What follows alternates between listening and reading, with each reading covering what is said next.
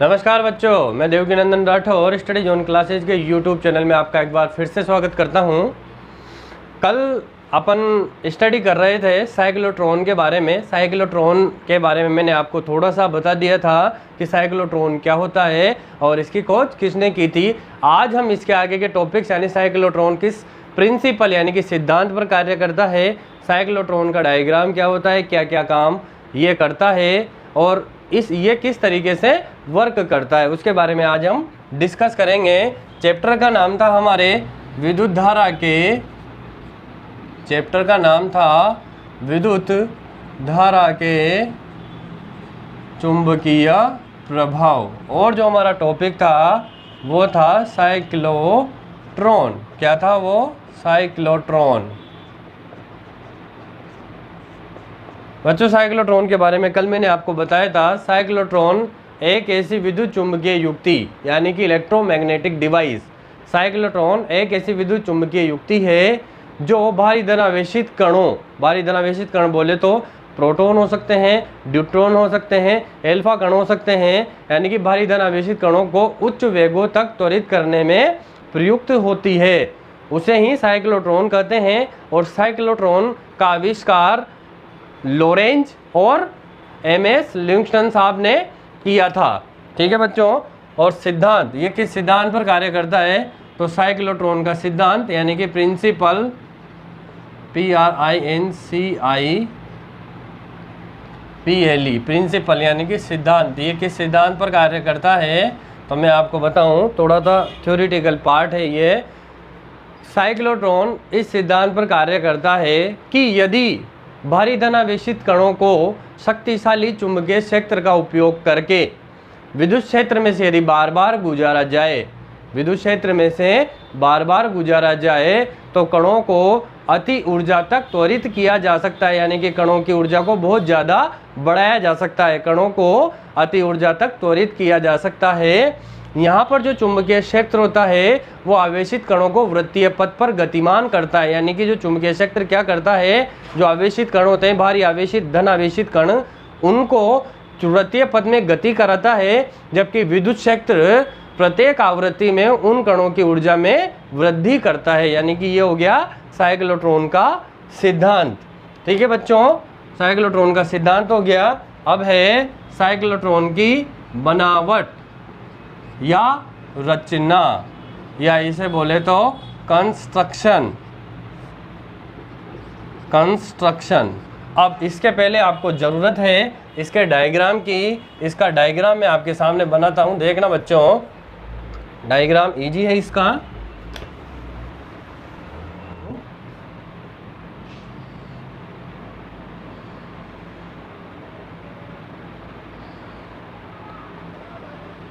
ये दो धातु के अर्धवृत्ताकार पात्र हैं, धातु के अर्धवृत्ताकार पात्र हो गए दो। इधर से भी मैंने क्या किया, ये इधर इसको मिला दिया, ये मेरी हो गई विंडो यानी कि खिड़की।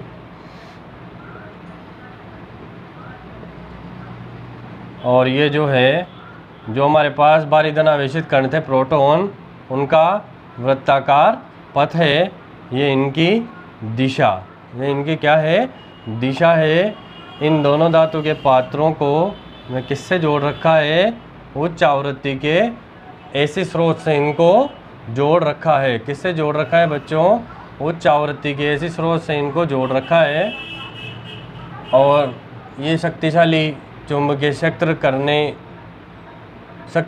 क्षेत्र उत्पन्न करने वाले विद्युत चुंबक का एक ध्रुव है। कौन सा ध्रुव है ये उत्तरी ध्रुव है, और इसी तरीके से ये दक्षिणी ध्रुव है। उसी तरीके से कौन सा ध्रुव हो गया, दक्षिणी ध्रुव हो गया। ये इससे ये नीचे, यानी कि ये इसका जो चुंबकीय क्षेत्र है वो लंबवत होता है। तो ये है उच्च आवृत्ति एसी स्रोत। क्या है बच्चों? उच्च आवृत्ति एसी स्रोत। ये है त्वरित, ये जो हमारे पास कण थे यानी त्वरित प्रोटोनों का पथ हो गया। ये क्या हो गया? त्वरित प्रोटोनों का पथ हो गया। ये हो गया द्वारक। या इसी को बोलते हैं खिड़की।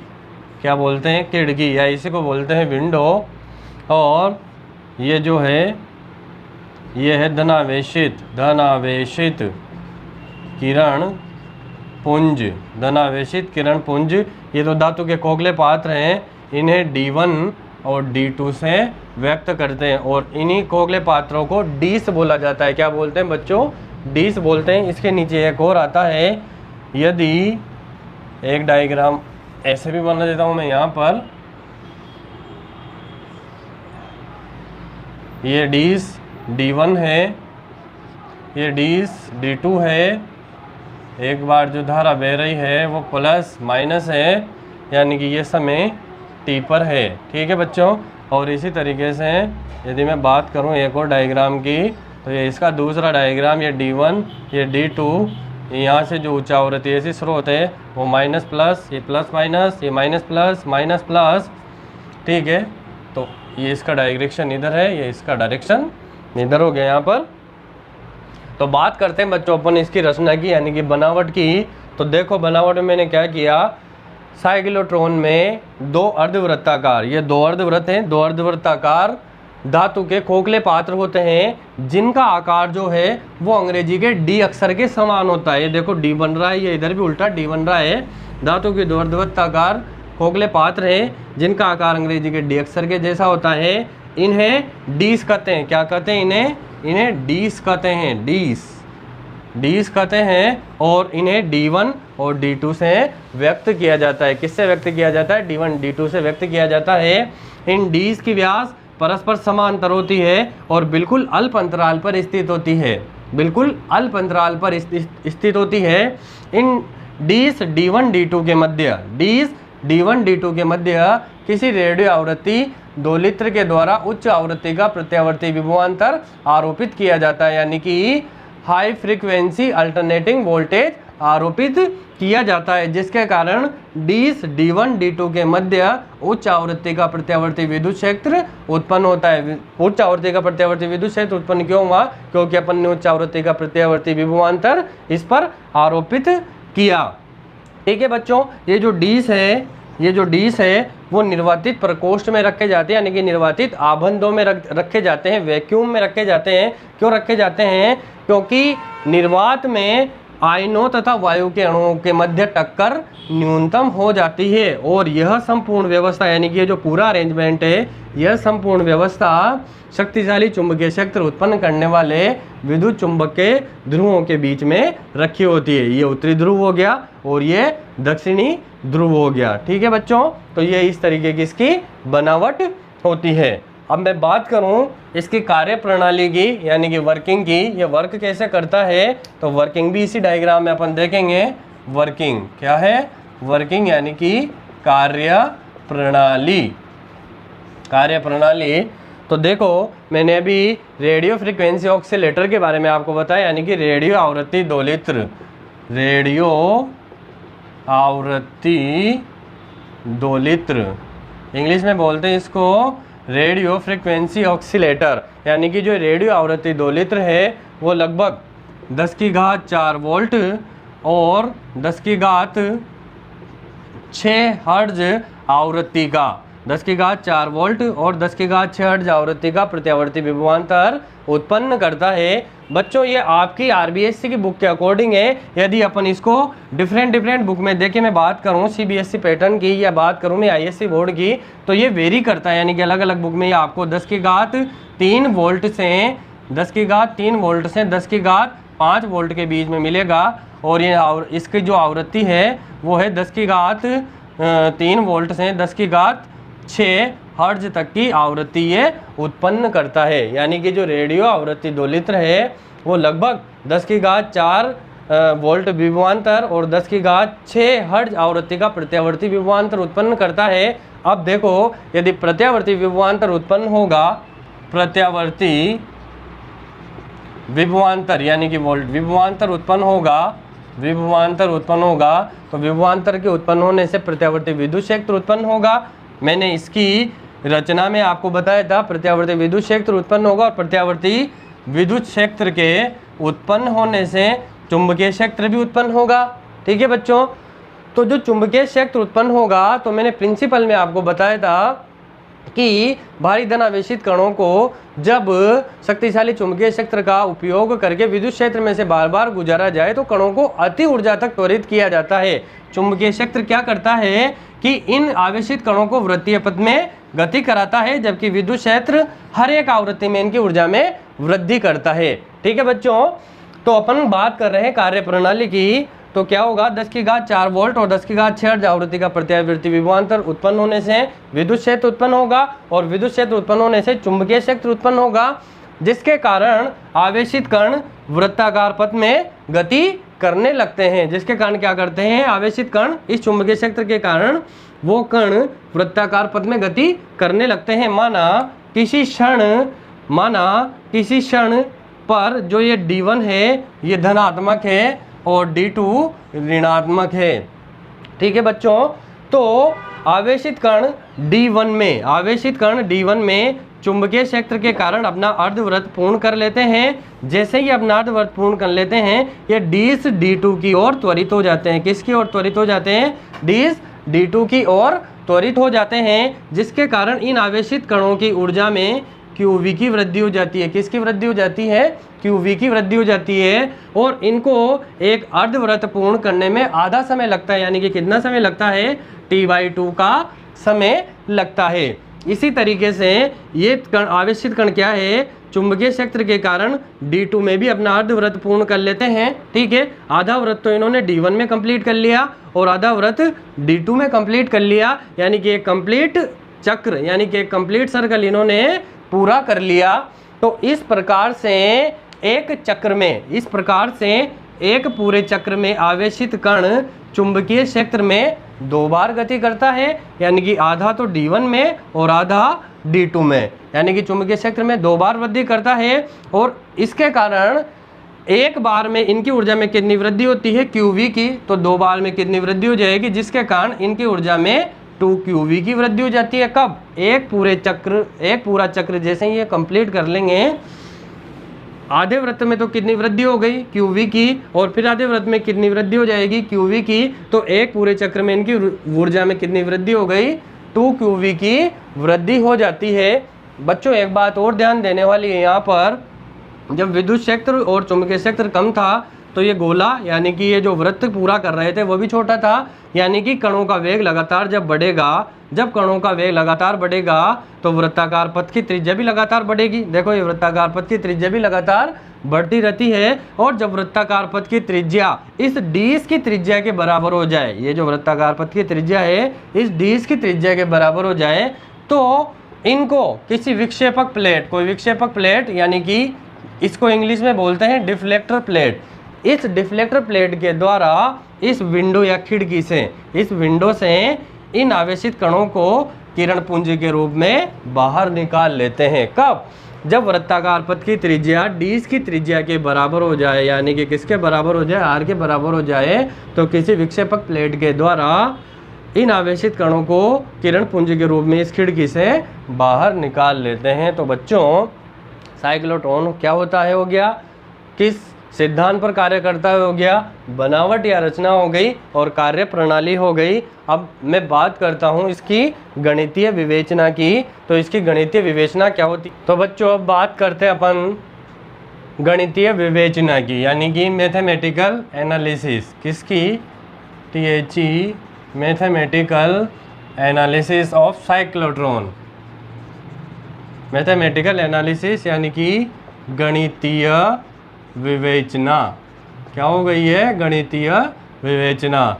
तो जैसा कि बच्चों अपन ने कल पढ़ा था कि आवश्यक अभिकेंद्रीय बल जो है वृत्ताकार पथ के लिए, जो आवश्यक अभिकेंद्रीय बल है वो हमें किसके द्वारा प्राप्त होता है, चुंबकीय बल के द्वारा प्राप्त होता है। ठीक उसी प्रकार से साइक्लोट्रॉन में भी सेम वैसा ही होता है। कैसा कि साइक्लोट्रॉन में भी जो वृत्ताकार पथ पे गति होती है उसके लिए आवश्यक अभिकेंद्रीय बल चुंबकीय बल से प्राप्त होता है। किससे प्राप्त होता है, चुंबकीय बल से। तो आवश्यक अभिकेंद्रीय बल किसके बराबर होता है, mv²/r के, और चुंबकीय बल होता है QVB के। ठीक है बच्चों, अभिकेंद्रीय बल किससे प्राप्त होता है, चुंबकीय बल से।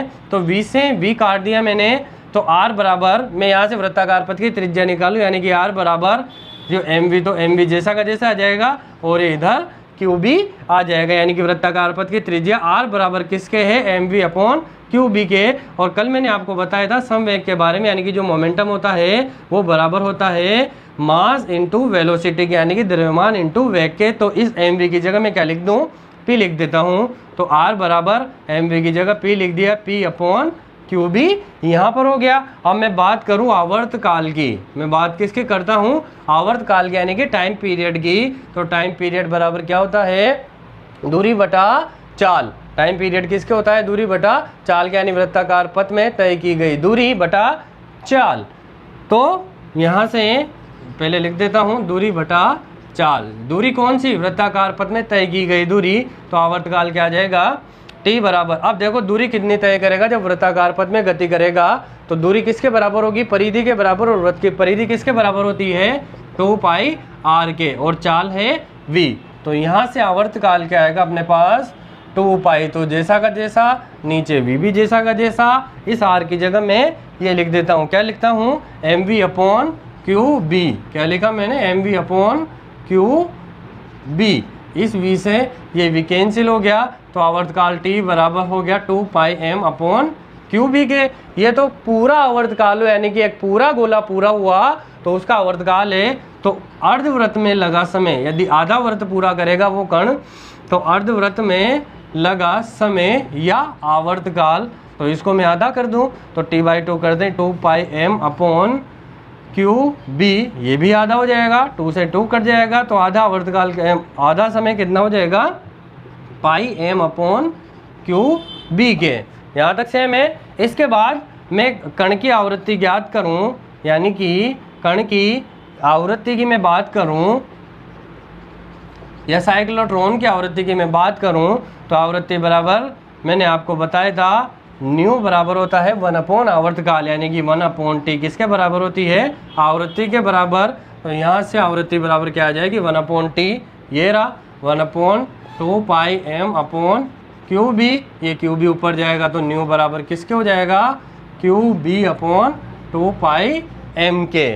ठीक है बच्चों, इसके आगे एक और चीज़ थी, पहले ये जो आवृत्ति है इसको साइक्लोट्रॉन आवृत्ति भी बोलते हैं। क्या बोलते हैं, साइक्लोट्रॉन आवृत्ति या साइक्लोट्रॉन फ्रीक्वेंसी। ध्यान रखना, इस आवृत्ति को साइक्लोट्रॉन आवृत्ति या frequency, cyclotron FERQUENCY, cyclotron frequency भी बोलते हैं।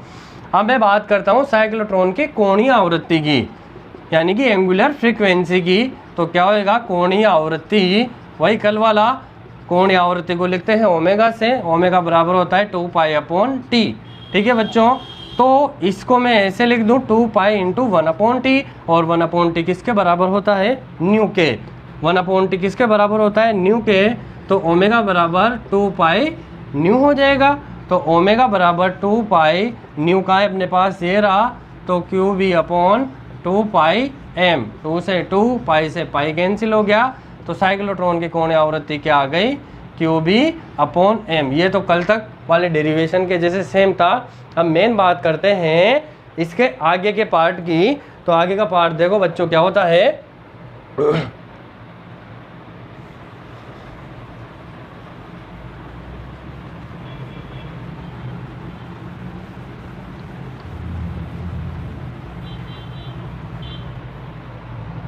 यदि कण की जो आवेशित कण है उसकी गतिज ऊर्जा ई के है, उसकी गतिज ऊर्जा क्या है, ई के है, तो मैं बात करता हूँ गतिज ऊर्जा की।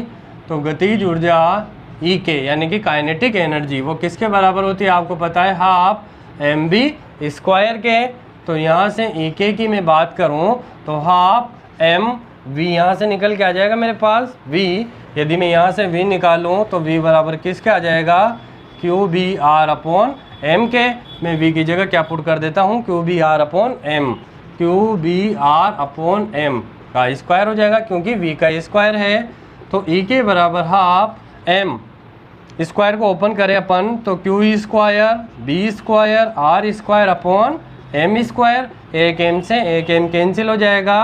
तो काइनेटिक एनर्जी किसके बराबर हो जाएगी, half Q square B square R square upon M के। ठीक है डियर स्टूडेंट्स, अब मैंने तुम्हें लास्ट में एक चीज़ बताई थी, यदि वृत्ताकार कण की जो त्रिज्या है, जो आवेशित कण है उसकी त्रिज्या डी की त्रिज्या के समान हो जाए, डी की त्रिज्या के समान हो जाए तो गतिज ऊर्जा का मान भी अधिकतम हो जाता है। यानी कि जो स्मॉल आर है ये तो त्रिज्या है, वो किसके बराबर हो जाए, डी की त्रिज्या कैपिटल आर के, तो गतिज ऊर्जा भी क्या हो जाएगी, मैक्सिमम, यानी कि ई के अधिकतम। ई के अधिकतम का मान क्या हो जाएगा, जब आर बराबर हो जाएगा कैपिटल आर के, तो half Q square B square R square upon M. ठीक है बच्चों, ये आ गया यहाँ से। अब यदि जो आवेशित कण है वो पहले तो आधा चक्र पूरा करेगा, फिर एक चक्र पूरा करेगा, फिर 2, 3, 4, 5, 6 और n चक्कर वो उस डिश में घूमता है, वृत्तीय पथ में गति करता है, तो मैं मानूं यदि आवेशित कण के द्वारा लगाए गए चक्रों की संख्या n हो, आवेशित कण द्वारा n चक्कर लगाए जाते हैं, तो उनकी ऊर्जा, यदि आवेशित कण द्वारा n चक्कर लगाए जाते हैं तो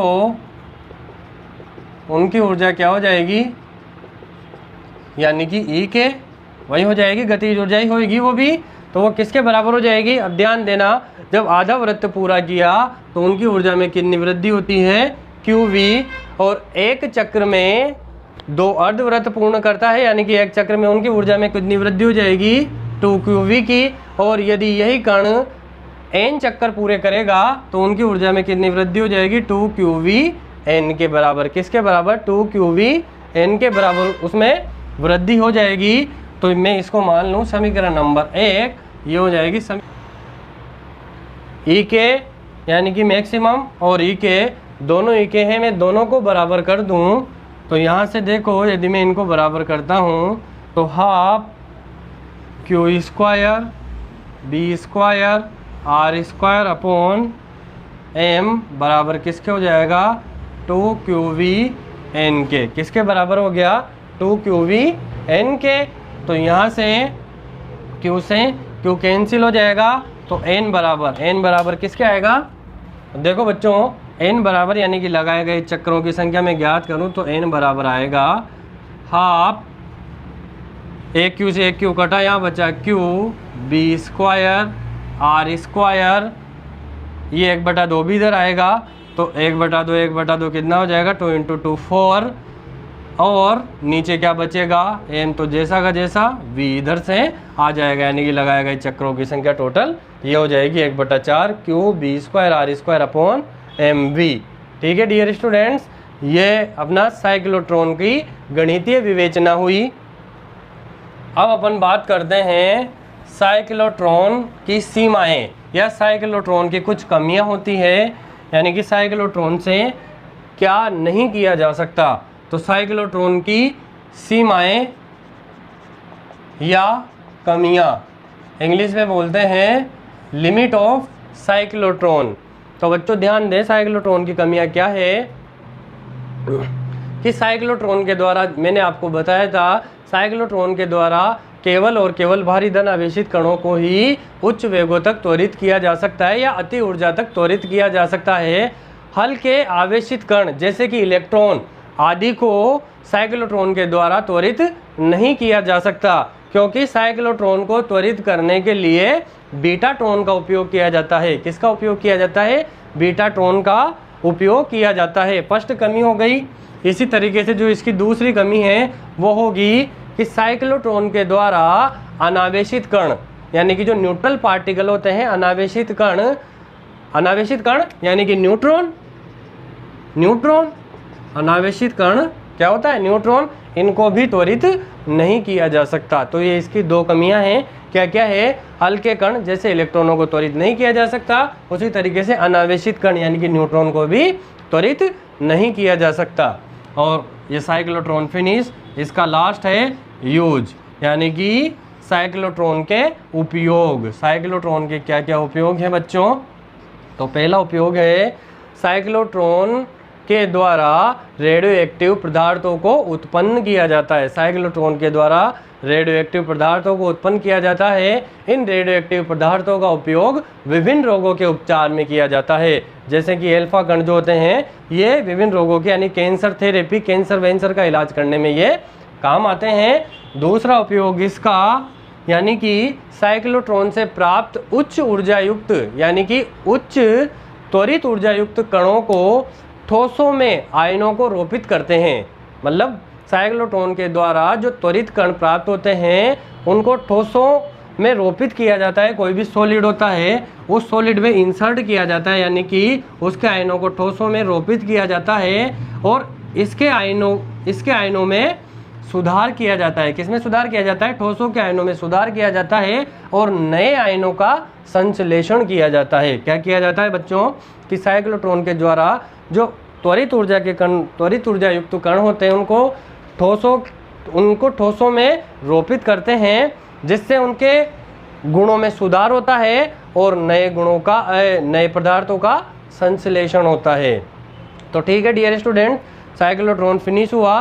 साइक्लोट्रॉन में अपन ने पूरा स्टडी कर लिया है साइक्लोट्रॉन क्या होता है, किस प्रिंसिपल पर ये वर्क करता है, इसकी बनावट क्या है, ये किस तरीके से काम करता है, गणितीय विवेचना कर ली है, साइक्लोट्रॉन की कमियां भी अपन ने पढ़ ली और इसके उपयोग भी मैंने आपको बता दिए हैं। आशा करता हूँ कि आपको वीडियो पसंद आया होगा और यदि आपको वीडियो अच्छी तरीके से समझ में आ जाए तो आप इसे लाइक करें, शेयर करें, सब्सक्राइब करें और अपनी स्टडी को कंटिन्यू करें इसके आगे का जो पार्ट है वो अपन कल की ऑनलाइन क्लास में डिस्कस करेंगे। तो ठीक है डियर स्टूडेंट्स, मुझे दीजिए इजाज़त। कल फिर मिलेंगे स्टडी जोन क्लासेज के इसी ऑनलाइन प्लेटफॉर्म पर एक नई ऊर्जा के साथ, एक नए टॉपिक के साथ। जय हिंद, जय भारत।